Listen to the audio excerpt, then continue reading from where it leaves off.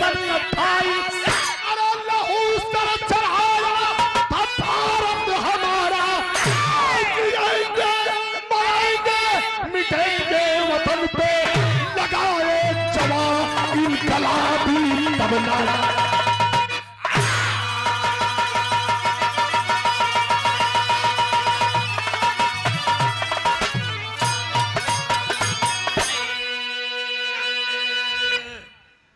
इरादा अगर पक्का है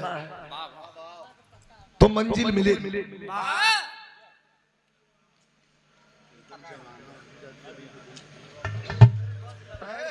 हम कहला तुम अपना बताओ, हम अपना एडजस्ट कर लेंगे। अरे वाह। और सुना एक बात बता दे भैया कि मर्द और घोड़ा कभी बुढ़ा नहीं होता जानी। अगर रख रखाव बढ़िया हो तो 60 तक तो खाली पाठा रही। ये 1000 रुपया पुरस्कार प्रदान किया गया है। हमारे गुलाब भैया हमारे छोटे भाई हैं, इनका कार्यक्रम भी लिखा गया है 1 मई लिखा हुआ है ना। हाँ याद कर लिया लोग ये। हाँ हाँ काहे घबराइल बड़ा हम ए भरेठा में प्रोग्राम 1 मई बड़ा लंबा है होता का है।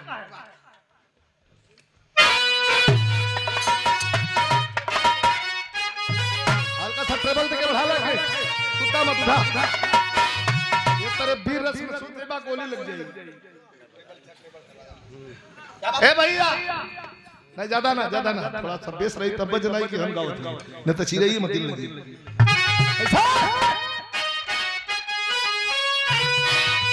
अंग्रेज हीरे कब लगल? एक तरफ भगत सिंह के फांसी में पूरा देश को हिला दिया था, दूसरे तरफ 16 साल 18 साल 20 साल 22 साल के बच्चों ने हाथ में तिरंगा झंडा लेकर के और रोड पर निकल गए थे कि चलाओ गोली सालों। जात पात का भेदभाव नहीं था। बाबू साहब, पंडित जी, यादव जी, चमार, डोम, मुसहर, नोनिया, धरकार, तेली, तमोली जी नहीं, कुछ नहीं। जात पात का कोई मतलब नहीं था। पूरा भारत लामबंद था। आज नेताओं ने हमें आपको बांट करके, और कुर्सी की लड़ाई है, कुर्सी की लड़ाई में हमें आपको बांट करके मजा लेने वाले मजा ले रहे हैं। आज की वीडियो आपने देखा होगा, संजय निषाद जी की एक वीडियो आई है जो फफक के जैसे भोय भोय रोवत हुआ मंच में, जबकि भाजपा में समर्थन देकर के भारतीय जनता पार्टी में उत्तर प्रदेश में कैबिनेट मंत्री है, मंत्री रो रहा है तो जनता की क्या हाल होगी मैं नहीं बताऊंगा, आप खुद समझ लीजिएगा। गांव में चल के देखिए, खेत और खलिहान में काम करने वाले मजदूरों से पूछिए कि देश किस बदहाली से गुजर रहा है। शायद मैं विश्रांतर हो रहा हूं, लेकिन जवानों ने 16 साल 18 साल 20 साल के बच्चों ने तिरंगा झंडा लेकर के कहा था ये वीर रस का लाइन हरा जा।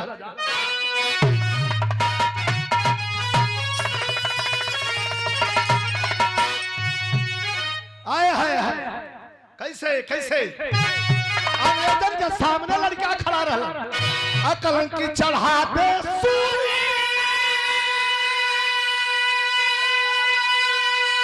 अंग्रेजों के अगवा कहलन कि चढ़ा दे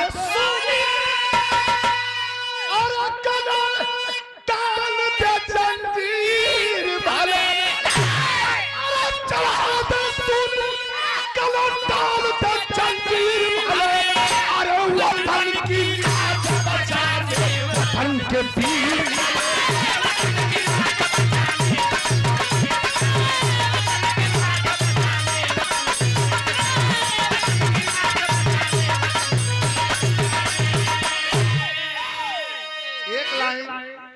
ये गांधीनगर वीर भगत सिंह ग्राउंड में एक लाइन आप लोगों के लिए है कि धारा की गोद में, ये लाइन आप लोगों को दे है कि धारा की गोद में अरे से रणधीर पले, धारा की गोद में से रणधीर पले, अरे वतन की लाज बचाने वतन के वीर।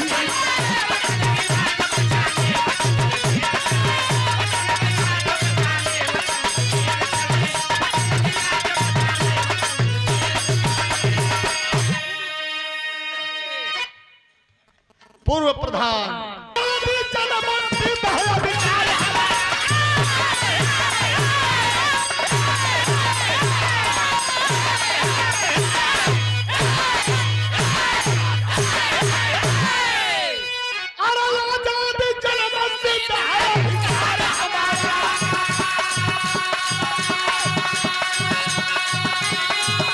पूजा था देश भर में इनकलाब का नारा। आनंदपुर के पास एक गांव चंदली, अरे राजी थी मेरे साथ पुड़िया मंडली, ये करोड़ क्रांतिकारी जब 3 भाग कर, ये करोड़ क्रांतिकारी जब 3 भाग कर, अरे बुढ़िया की झोपड़ी में छिपे हैं रात भर।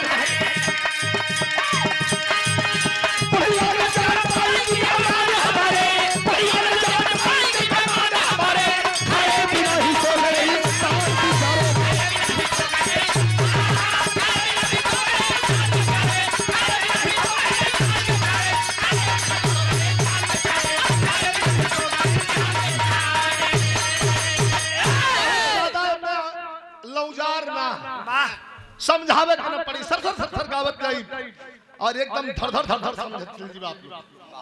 नागपुर के पास एक छोटा सा गांव, वो गांव में मंगली नाम का बुढ़िया रहता रहल, नदी के किनारे घर बना के दलित समाज का रहल बुढ़िया, दलित समाज का रहल बुढ़िया गांव से बाहर चली आई और एक ठे लड़का रहल बुढ़िया माई, जौने का नाम रहल सूरज।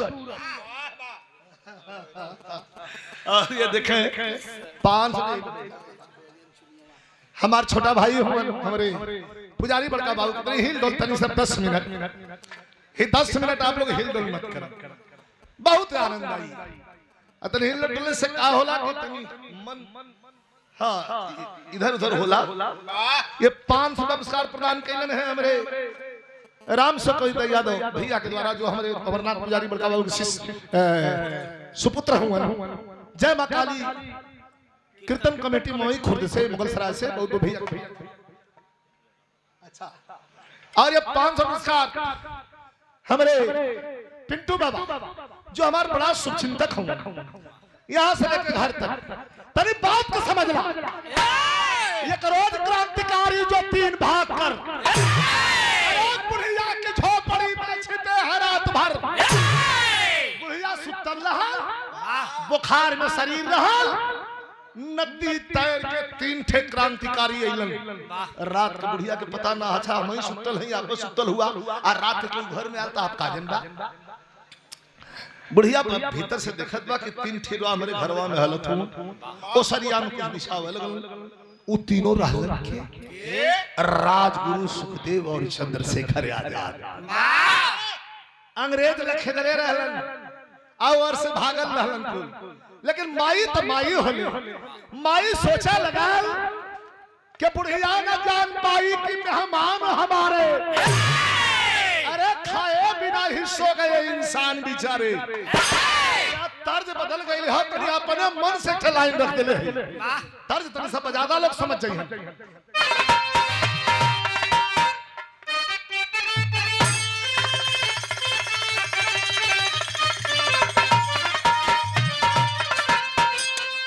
सैया लइका नियन सूत जला खोरा में। छपरा में लड़का चुनाव लड़ल रहल, चुनाव तो लोग हरा दिया, लेकिन तहलका माचा बचा दिलस। पूरा दिल्ली से लेकर के कौनो मिनिस्टर मंत्री बाकी ना रह गइल। वहां हमारो ड्यूटी लगल रहल, गल लली हम सैया लइका नियन सुत जला कोरा में दिया के अंजोरा में ना ई त तर्ज हो माई मंगली सुतल है घर में और 3 जने अइलन है अपन कपड़ा धोती गारत अइलन कुछ खोजे लगलन है बिछा बिछा के और ओई बुढ़िया को सारी में लेट गई सुतल है बुखार में मंगली माई सोचत है कि क्यों के लइका होई अरे वाह चोर डाकू तो होई है ना अच्छा चोर डाकू हमरे घर में हैया का की लुटाई है लेकिन का सोचत बा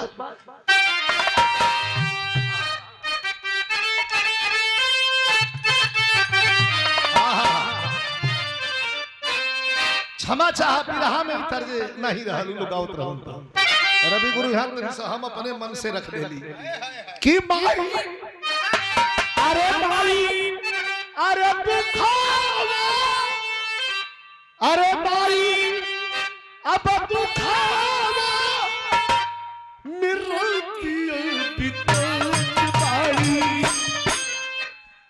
सपना सजाए हो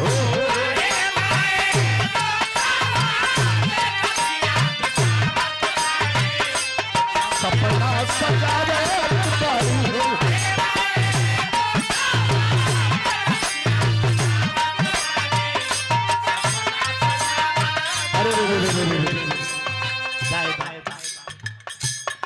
सवेरे करम प्रिया माई सोचत है ज्यादा सुनता ना क्यों का लइका होइया चाहे हिता ना होइया अरे हो तो सवेरे करम ममता दुलार हो कवने चमनवा को होइया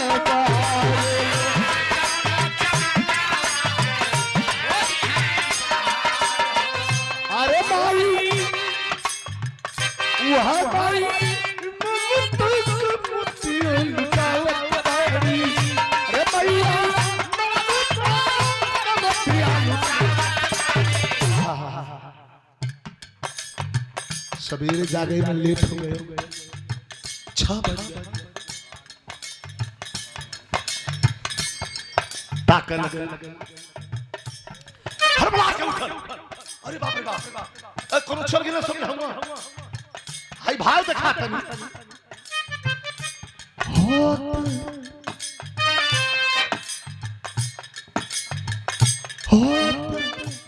सवेरे माई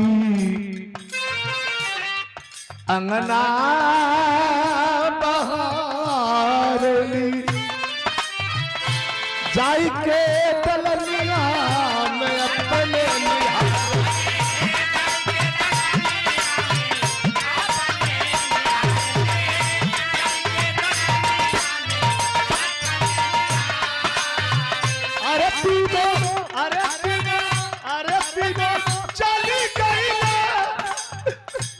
असुआ गिरावत बाड़ी चल गई रतिया को 11 बजे ही ना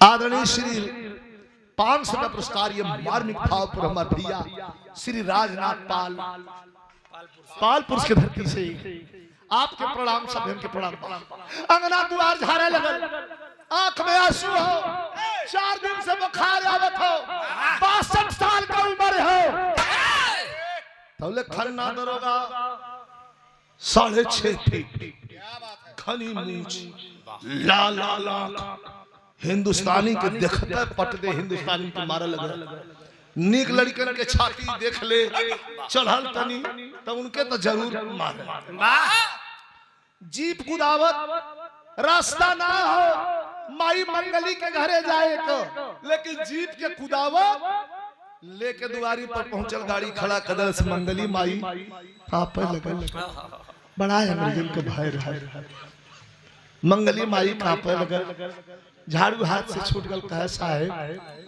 कैसे इला हमार लड़का कहीं ना जाला हम बजरियों लेके जाइला तो अपने संगे लेके जाइला कोनो शिकायत कैला सा हमरे बेटुआ का साहब कल नहीं तेरे बेटे के लिए नहीं आया हो के करे बदयालुआ साहब तो हम कौन बेजा के लिए तू दोषी है मंगली ऐ बुढ़िया बता दे, जो तीनों रात को तेरे घर में आए थे वो कहाँ हैं?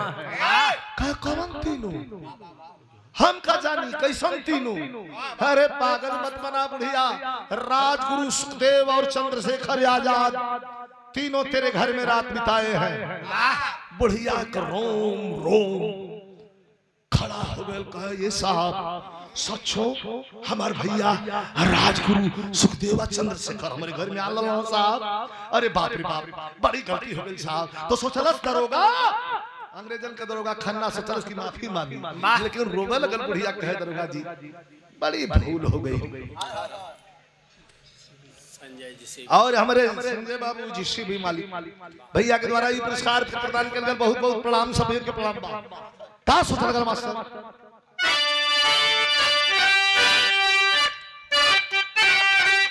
मंडली का आत्मा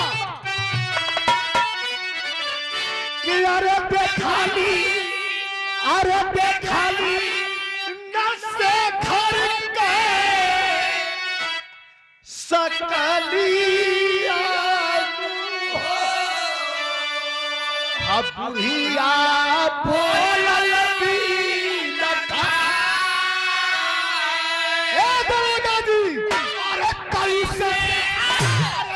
से चला लाल गोलिया हो अति हतिया चला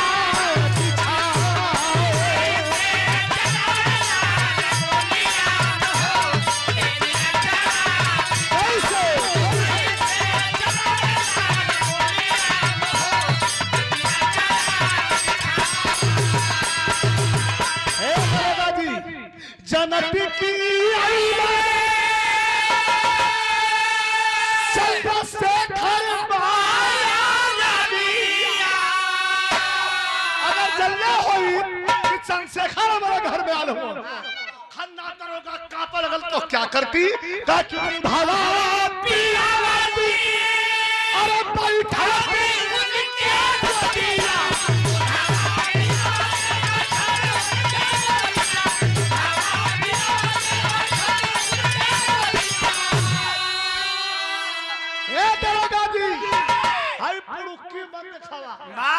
पुड़ुक्की मतलब गमा ना बताओ तो कहेगा का लगी हाय पुड़ुक्की हम पिस्टल मत दिखावा। अगर जनलो है कि हमार भैया राजगुरु सुखदेव चंद्रशेखर हमारे घर में आल है ता दूधावा पिया अरे बैठा दी उनके गोदिया कहा कि भाला चल छाती करती मालिया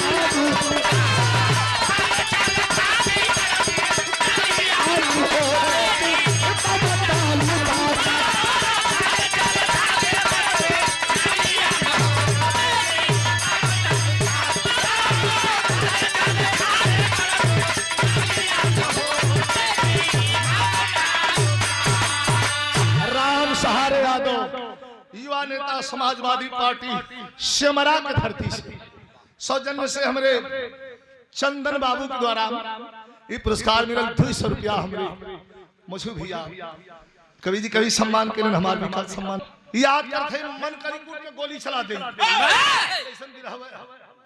का दरोगा जी चलने होई हमारे भैया चंद्रशेखर आजाद और राजगुरु सुखदेव हमारे घर में आल हो तब भले चलत छाती पर दुनलिया न हो देत ममता लुटा दरोगा गन गन गन गन बहुत में कांपे लगल। अरे बुढ़िया तेरा दिमाग खराब है, सिस्टम के साथ बगावत कर रही है। सिस्टम के मुट्ठी पता ही है कि फूंक दे हमारे भैया चंद्रशेखर आजाद हमारे घर में आला हो भैया भैया ये कौन है लोग नहीं के हां तन पानी दे दा आग धोला अगर ये पी रहा तो भाई लग गई हां तो जान जा कि तब हां ये जियले के कोनो मतलब ना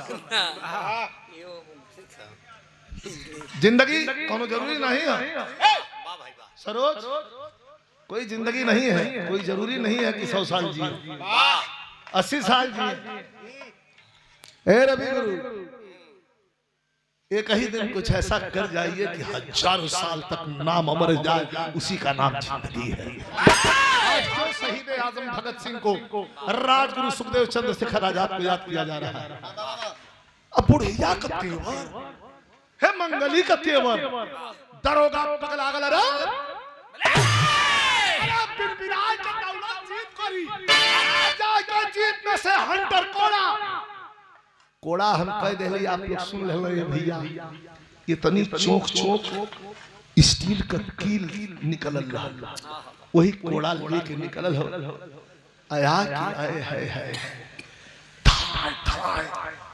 एक तरफ 32-35 साल का गबन जवान दरोगा अंग्रेजों का खन्ना, और दूसरे तरफ 62 साल की वह बुढ़िया माँ जो मन में कोड़ा ना दिखत, बारे हमार घर, बारे हमार कुटिया, इतना धन्य हो गई हमार कुटिया। अब मैं लगल वही घूम घूमावे कि परान अपन देव यही देशवा पर अंग्रेजवा का दरोगा कल करे, इतना बुढ़ी बुढ़वन के हड्डी में जवानी दिखा दे।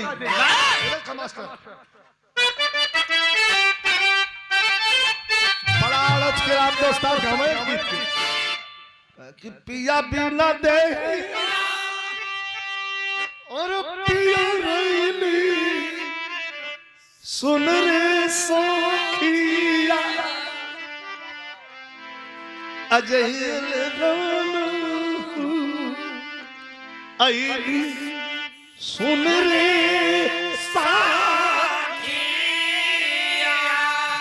लेकिन क्रोधित भय दरोगा, क्रोधित भय दरोगा, अरे उससे पार बन के बुदाई कोड़वा से करने लगा वार बन के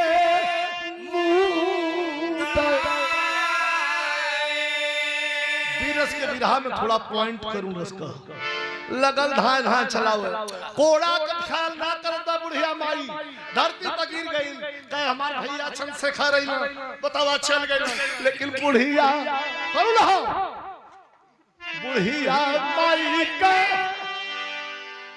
आ चल लो मेरे माई धरतिया के खाती भाई घायल हो अरे चला दिया दरोगा कई के वार बन के उतारी हर भैया बेहोश भाई लाचार बन के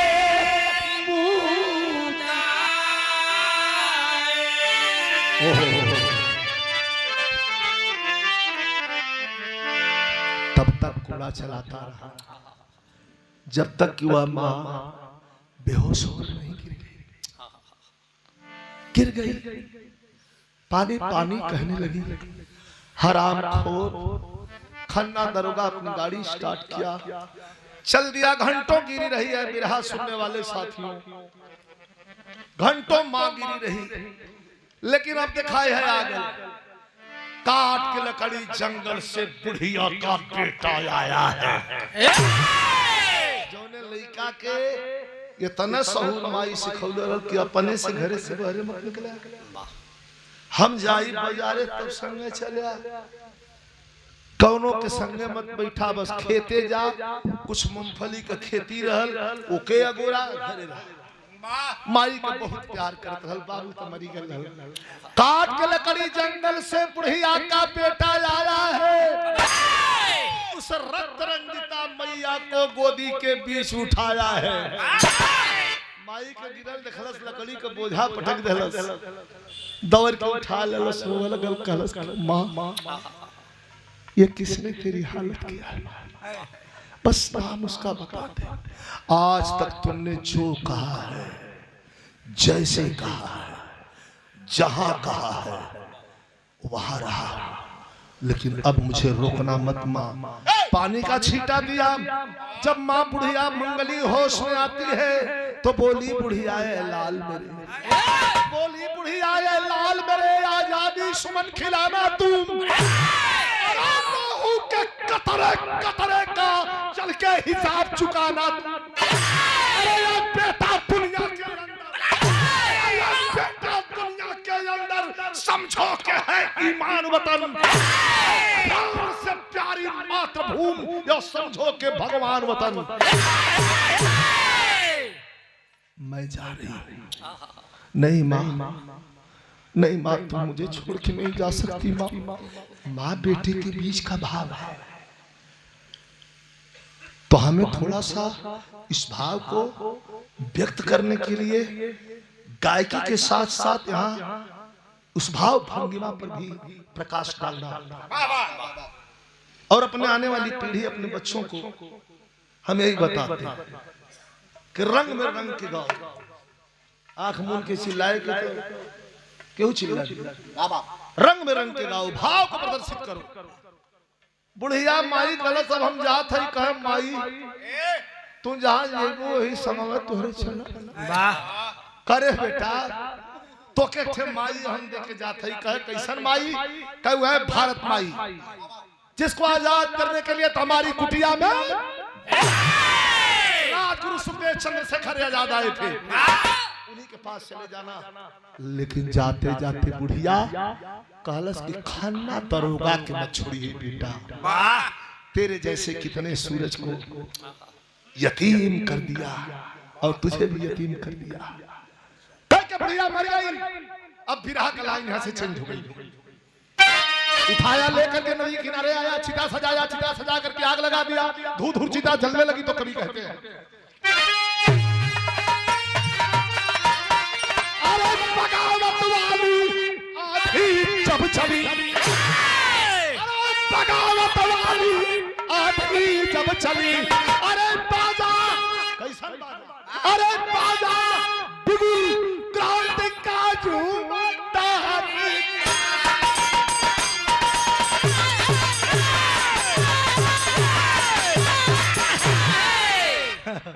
बाजा क्रांति का झूमर टहनी डाली, यह जवानी लगल हिचकोला खाए। अरे वाह, माई के चिता जरल वही में अपन सभ्यता अपन जितनी माई के सिखावल गुरल कुल में फूंक देलस। और भागल चंद्रशेखर आजाद के यहाँ कल कुछ ना चाहिए, हमारे घर में रात में तौले हुआ, याद दिलाया कहा क्या चाहते हो, का खन्ना दरोगा की बात, का जा करके अपना काम करो, खेती गृहस्थी करो, हम लोग उसका बदला लेंगे। कहा ना ना ना ना ना ना, हमारे माई कह के गई ओकर बात को हम भैया गिरे नहीं। माई कह के गए खन्ना दरोगा छोड़, दरोगा के छोड़े मत, हम मारब अपने हाथ से। तने विरह का अंतिम चला था क्लाइमेक्स जे कह जाला नहीं चोट, तने सब गौर कर कैसे चलल हो पिस्टल लेके।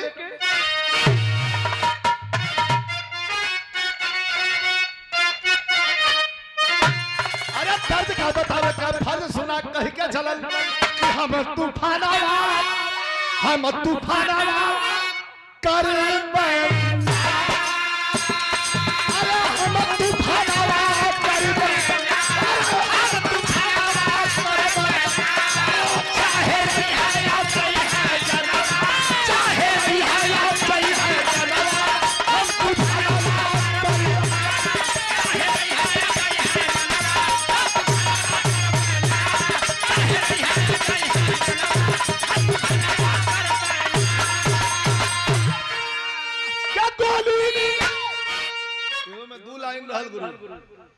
हाँ इठे सादा लोग के गोली सीना के पीछे कई बार, लेकिन उस्ताद हमारा कैसे कहा है कि अरे गोली गोली सीना के पीछे तू हमारी का कई बार, तू हमारी का कई बार, कोई नहीं कैसे कोई नहीं कैसे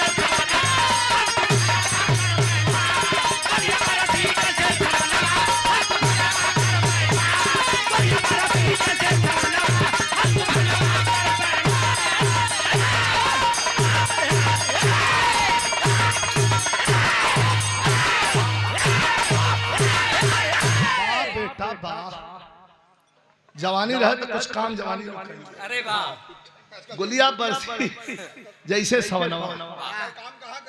ए,